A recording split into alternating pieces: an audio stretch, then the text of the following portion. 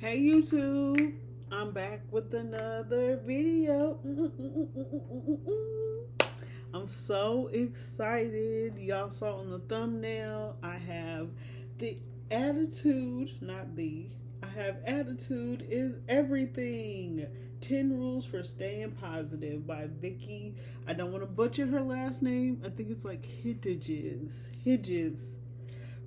I probably said it wrong. I no disrespect. I just pronounced it wrong. But hey YouTube, I'm back with another video. I'm recording this at night. I did a little second book review. Fun fact, usually all my videos I just record it and go through.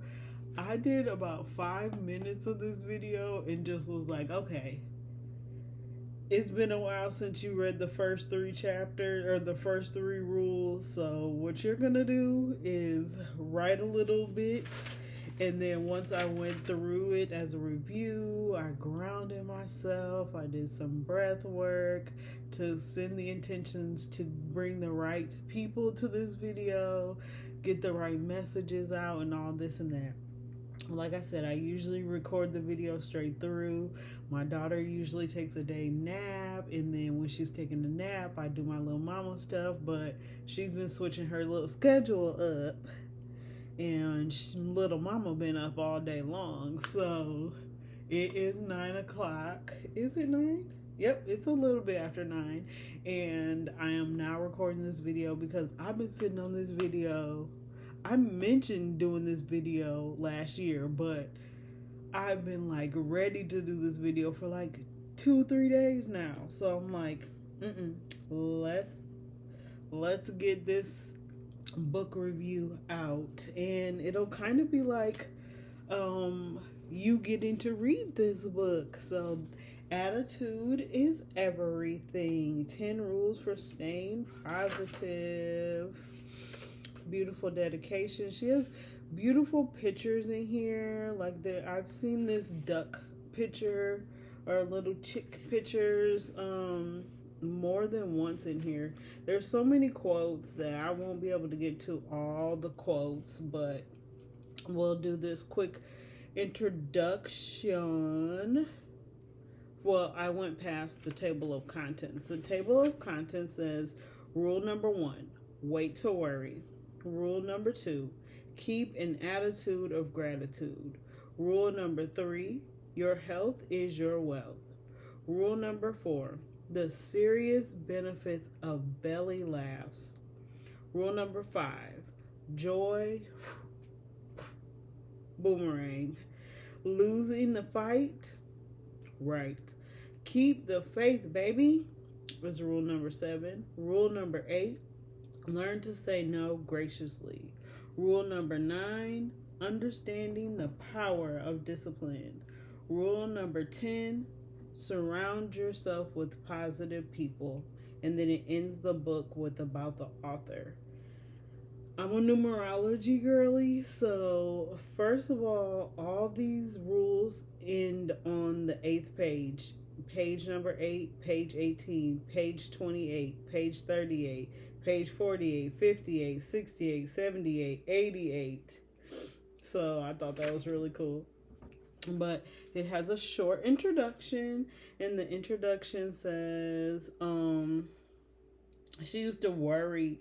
She used to wonder how people could stay so positive and upbeat, like the people that brighten the room and everyone wants to be around them. I mean, people prefer positive people because cold people are no fun to be around, and warm positive people are like the reminders that good things can happen. Like good things are supposed to happen. They open you up to possibilities. To be real, most of us want to be positive people. Most of us want a sunny outlook and to be optimistic. So what does it take to be a positive person? To smile instead of growl or be grouchy. She says, good news. If you want to pep up your outlook, this book tells how. Never forget, attitudes are contagious. Is yours worth catching? I hope it will be. And that's from her directly. So it has a cool little penguin on there, and you see the flotation device. It says, rule number 1, wait to worry. I used to worry a lot. The more I fret, the more proficient I began. And then it says, like, anxiety brings anxiety, and that she even worried that she worried too much. But worries sent her to think about her health and her finances and ulcers and all these things that could come about by being a worrywart, you know. And she says, a comedian once said, I tried to drown my worries with gin, but my worries were equipped with flotation devices. And even though she isn't a drinker, she could definitely identify with that. She said her worries could swim, jump, and pole vault, you know.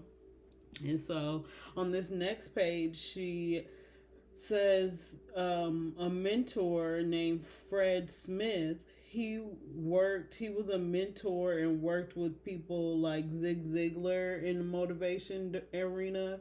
I don't know Ken Blanchard. He's a business guru, but I do know the leadership guy, John Maxwell. And John or Fred Smith said to Vicki, Fred Smith was this person that worked with all these Zig Ziglar, John Maxwell, these motivational people. He said to Vicki, you need to wait to worry.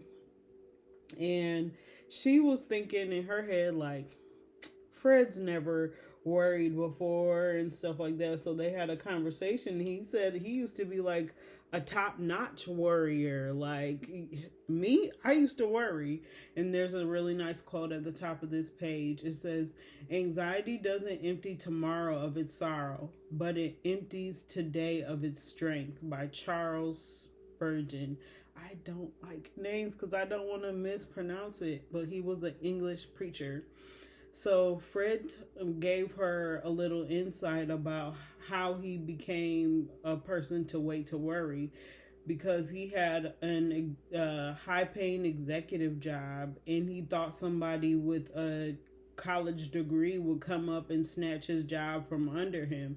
And it's highlighted. It says, as he fret, he started to realize that anxiety wasn't based on facts. He was anxious based on his imagination. He was borrowing trouble. And then he thought to himself, are you a more valuable employee staying up late worrying? Do you do your best work when you're tense and tired?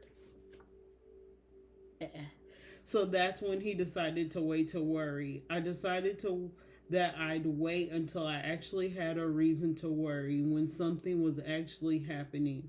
Not worry about something before, not just something that might happen before I worried. And it turned out he never lost his job, you know, so that really worked for him. And so that led him to wait to worry. This question up here asks, what did you worry about last year?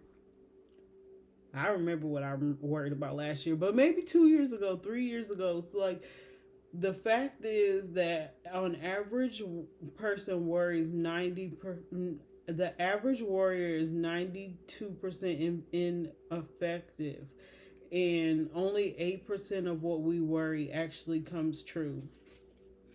So, yeah, people, if we worry about things that have not occurred, wandering time is not our own. Drowning in worries. Yeah, all those worries never really came true. So he said that it wasn't really worth. Are you worried? Don't cross the river until you get there. You see this flowing river? Sometimes like you're walking up to it and you're nervous, but like all that time you wasted being nervous before you got to it. So it was kind of hinting at that. So we'll move on into the next rule. Rule number 2, gratitude. And so the author actually worked really closely. She was the public relations director for motivational guru Zig Ziglar. And at the time, he was arguably best known as the most loved speaker in the world. I've heard of Zig Ziglar and I've probably heard his work, but she mentions things about him being a man of energy, vitality, joy, and she really liked working with him because he wasn't just great in front of a camera or in front of people. Like, he was a great guy behind closed doors. Like, she mentioned that he answered the phone and he would say, "This is Gene Ziegler, happy husband." And his other people that worked with him closely said that his aura was of happiness, complete genius. I've never seen him down. And she thought to ask him, "What's Zig's secret?" And he says, "I think it comes down to feeling grateful. Never met a more grateful man than Zig." You'd think that he would have an easy life, but that's not so. Zig started off dirt poor, and his father died when he was 6, leaving his mother to raise 11 children on her own. The family was penniless, and despite their poverty, Miss Ziegler instilled a strong work ethic in her children and raised them to believe both that she and God loved them, and instructed them to practice saying please and thank you when those lessons were instilled into him. And her formula of work, play, and faith made their difficult lives easier. Gratitude made their lives more enjoyable. A lesson that Zig told her was that when we neglect to require children to say thank you, when someone gives them a gift or does something for them, and they don't say please or thank you, we raise ungrateful children who are unlikely to be content. Without gratitude, happiness is rare. With gratitude, the odds for happiness go up drastically. Another story that I want to read from this rule number 2 of gratitude was Zig and his wife had 4 children, and he named them all. The book names them all. But their oldest daughter actually fell ill and was on medicine, but just a few months later died, unfortunately. And Zig's heart was broken. And at the funeral home, she was struck, shocked how upbeat Zig was. And despite his grief, he was his usual self. He smiled, shook people's hands, and offered comfort to those who were grieving. And Zig was saying things like, "We have no regrets." He told several people, "She knew we loved her. We feel no regrets. Even in our deepest sorrow, Zig counted his blessings, and that raised his sagging spirit." Have an attitude of gratitude. It says, a quote at the bottom here is, "It's not easy being grateful all the time, but when you feel the least thankful, that's when you're most in need of gratitude." Oprah Winfrey, talk show host, actress, editor, and producer. Giving joy brings joy. And she heard that by Oprah Winfrey, who kept saying over and over again, "Gratitude journal, gratitude journal, gratitude journal." And one day the author caught herself at a hotel waiting for her food, had a pen and paper, and she just started gratitude journaling, and then the pen just kept going and going, and it was on fire, and she just ended up writing a whole list of things that she was grateful for. Another quote: gratitude unlocks the fullness of life. It turns what we have into enough, and what we have into enough and more. It turns denial into acceptance, chaos into order, confusion to clarity. It can turn a meal into a feast, a house into a home, a stranger into a friend. Gratitude makes sense of our past, brings peace for today, and creates a vision for tomorrow. Melody Beetle. She's a therapist and an author. I've seen her book on her CBT, like therapy book, before on Amazon. I know I've seen one of her books before. I don't want to talk about the frog eye view, but someone said go in the rain, and obviously it's in the daytime, but go in the rain and get down to the grass, and you could see the drips of the rain on the blades of grass. So that was just a suggestion or whatever, but it's just a really nice view that they were talking about. Count your blessings, jot them down. At least stop and think of as many things as you can think that you're grateful for now. It worked for Oprah Zig and the guy that looked at the grass and her. Give it a shot. If you want to feel happy, try an attitude of gratitude to change your mood and your outlook. Last quote: feeling gratitude and not expressing it is like wrapping a present and not giving it. William Arthur Ward. Rule number 3: your health is your wealth. I talked about this in a previous video when I talked about rest, play, action video. And it talks about health is your wealth. Vicki's grandpa said to her, if you have your health, you have everything. And as a kid, she had a Barbie house. She didn't have a Barbie house, so she was like, Grandpa, I don't know.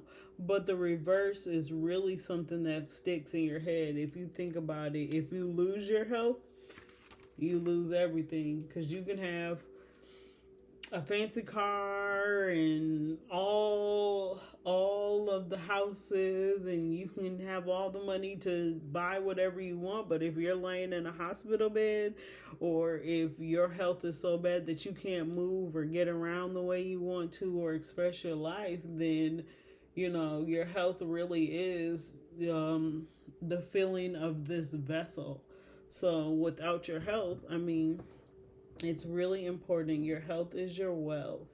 And it talks about exercising, releasing endorphins, 30 minutes of sweating, getting good sleep, creating a schedule to sleep, a bed routine, make your room dark and cool, no liquids before bed, avoid coffee and avoid caffeine, wear socks, getting 7 to 9 hours of sleep, being mindful of your diet as well can help you with your sleep.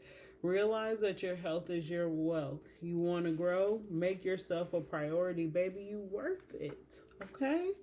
Health is real wealth, not pieces of gold and silver.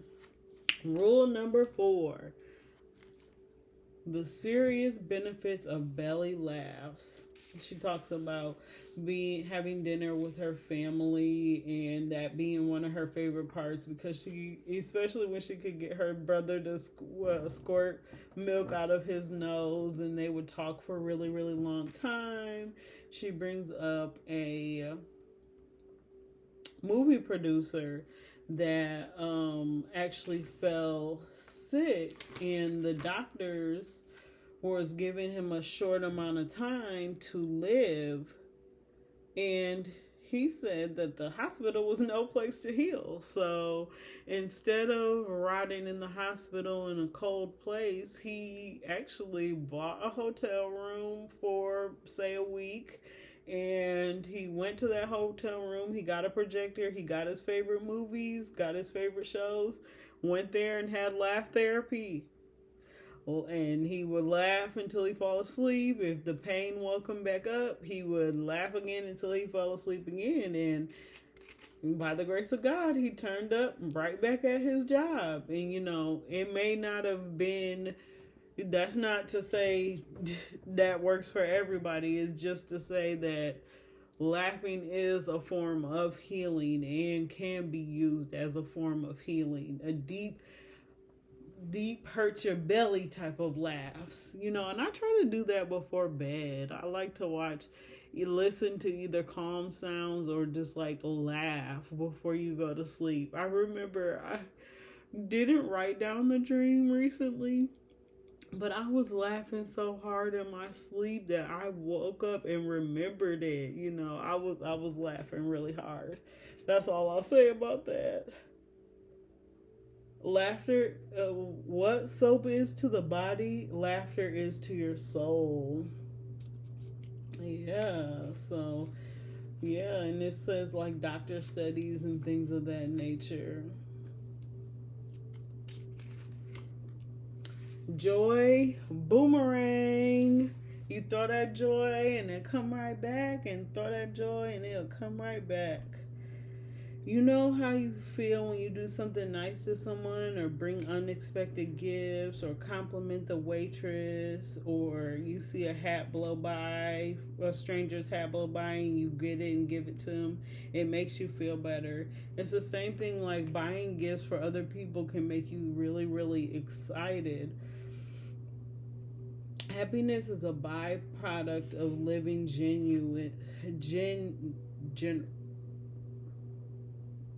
You're generous. You're genuinely. I think I'm pronouncing that wrong. But, so it talks about volunteer work in this chapter, about how volunteering your time actually helps you to stay youthful.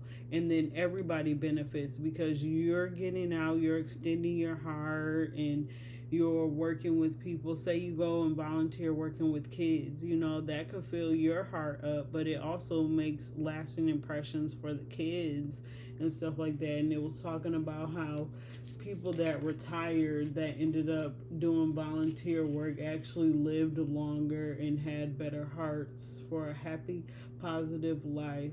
Share yourself. You want to lift yourself up, lift someone else up. Booker T. Washington.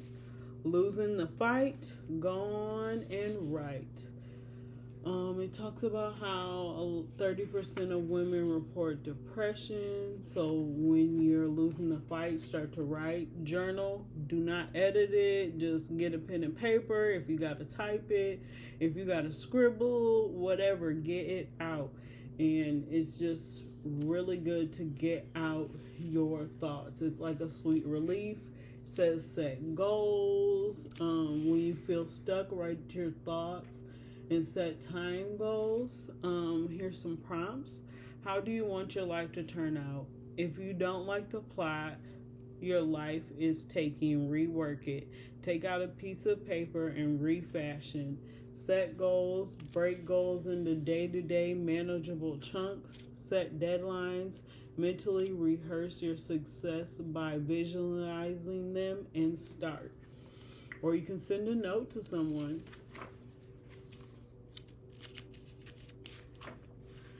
Keep the faith, baby. In this rule number 7, she talks about someone named Thelma Wells.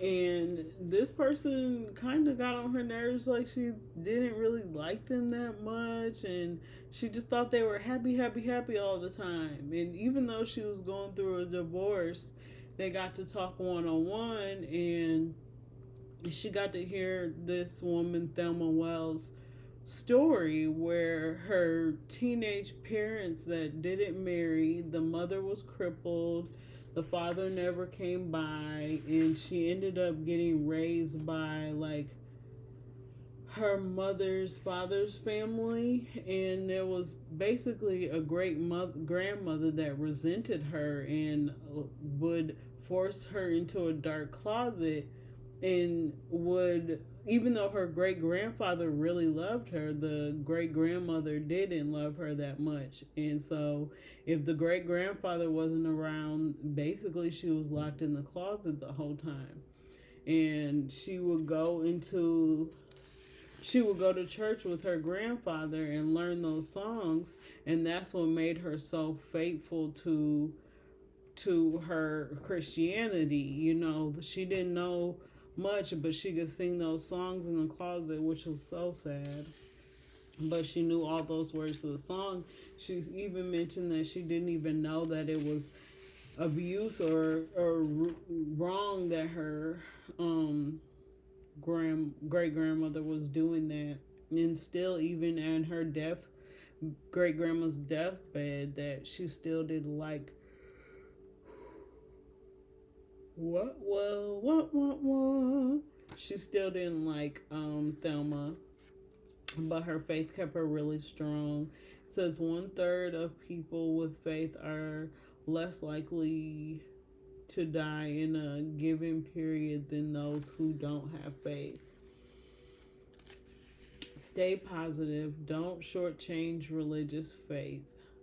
As my friend Thelma taught me, true believers exude joy. Thelma does, and I love her for that. Rule number 8, learn to say no graciously. In this rule, it talks of a guy named John who has a nice smile. He's a tall guy. He's really funny, and he'll say yes to anything. And John really wants to be liked, but ironically, him constantly saying yes has lost him several friends. Ooh, don't that hit home? That hit home for me.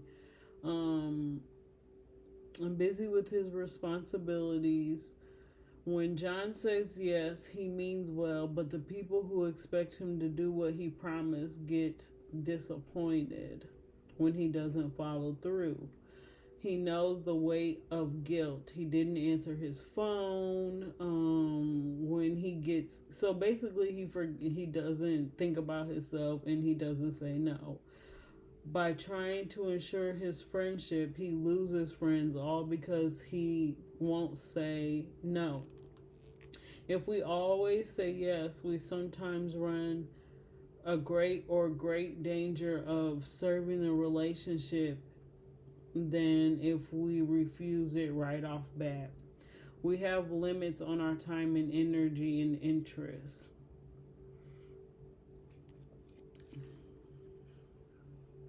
When we don't say no enough, we end up depleted and stressed. It's better just to say no.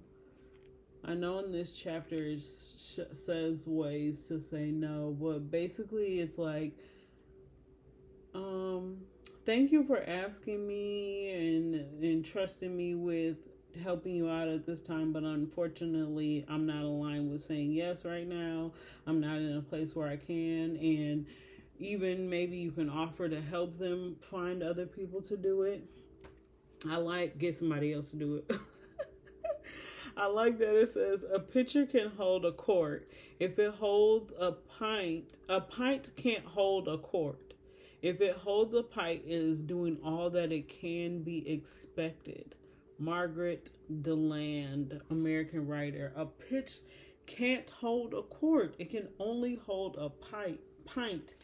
And that is doing all it can expect. So that's really nice. And then, like I said, it says ways to say no graciously. The art of leadership, saying no, not saying yes. It is very easy to say yes. Tony Blair says that. No, I can't make it, but thank you so much for inviting me. It's always fun to be with you. When you don't have the time, the resources, or interest to say yes, remember the formula for turning people down graciously. As you turn people down, build them up. You can try that. Now, rule number 9. Understanding the power of discipline. This rule talks about, I keep wanting to say chapter, this rule talks about a only child that lost all her money and didn't take care of things that she could because her parents never disciplined her, never made her do chores or dishes or say please and thank you. It's not that she didn't lack talent. She could sing, play the piano, and do other things like that, but she had a sharp mind, but she lacked self-confidence. She hadn't been disciplined as a child, and as a result, she hadn't learned to incorporate discipline in her life as an adult. She learned slowly that talent doesn't guarantee success. Rule number 9, that means there's only one more. Hold on with me. Lily slowly learned that talent alone doesn't guarantee success. Talent merely gives a person the building blocks to potential success. Discipline stacks the blocks. Because she didn't work hard, because when she wouldn't work, things got hard, and she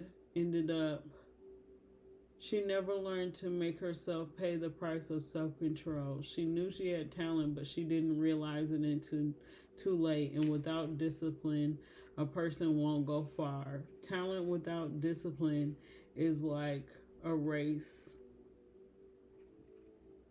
Talent is cheaper than table salt. What separates talented individual from successful one is a lot of hard work. People who won't work hard, who don't practice self-discipline, head down spiral. Guilt erodes self-confidence. We lose confidence. We don't work as much. When we work less, we get fewer results. This cycle can be broken by practicing self-discipline. It made her life better and things turned around. Her self-esteem began to skyrocket. If you discipline yourself, you'll enjoy more of tomorrow. And this, to close rule number 9 out, she talked about NFL players and how they have to practice really be disciplined to eat the right diet and go to practice and do all these things. And if you want to achieve great things, you have to do amazing work. You have to practice your craft, and that's the definition of self-discipline.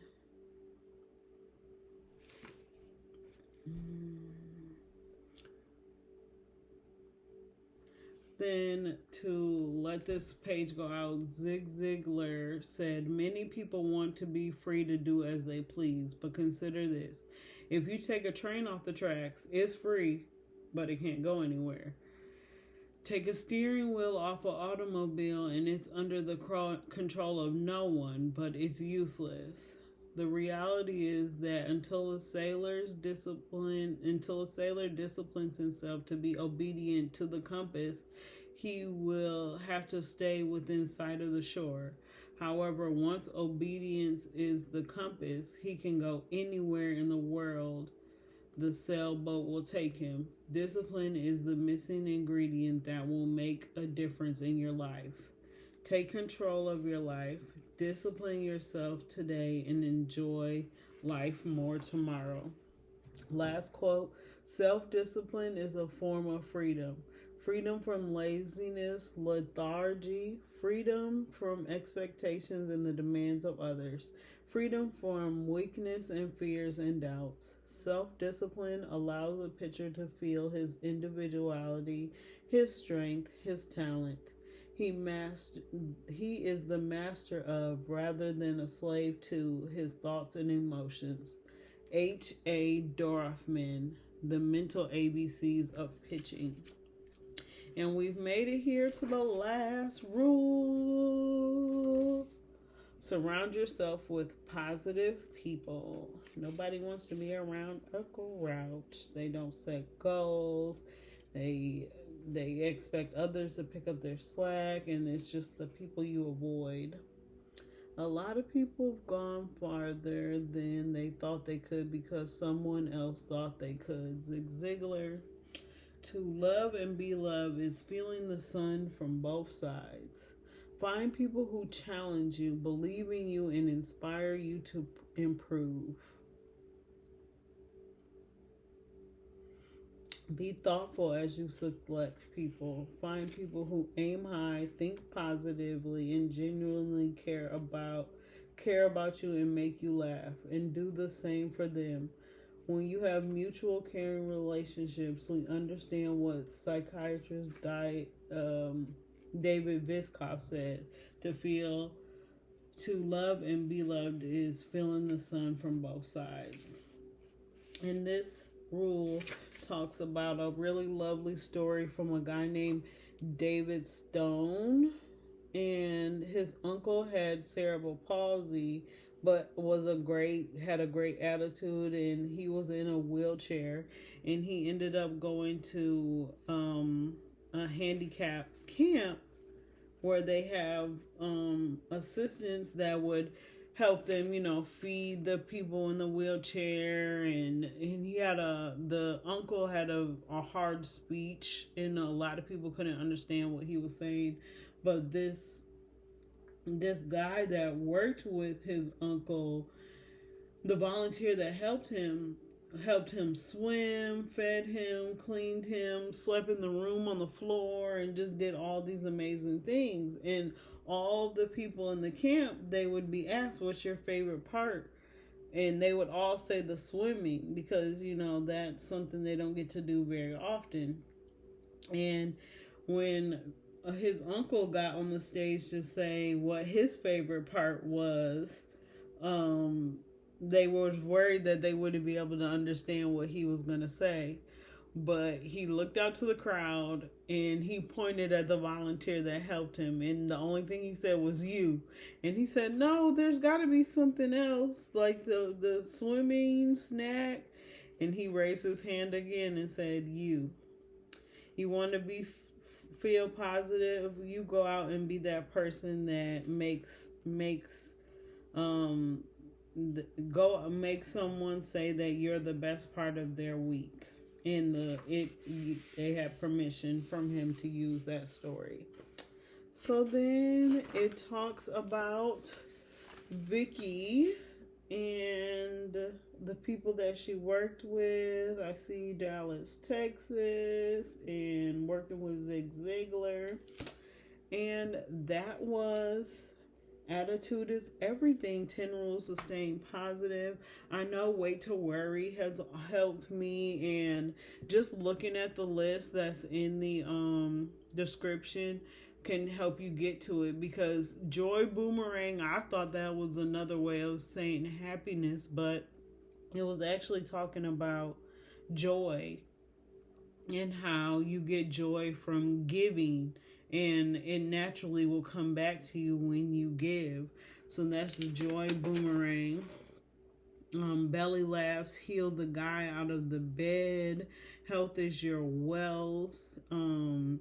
Losing the fight right is really good. Keeping your faith, learning to say no, the power of discipline, and then surrounding yourself with positive people. So let me know if you implement these things on a regular, which things you like to use and don't like to use. And I appreciate you coming and stopping by my video.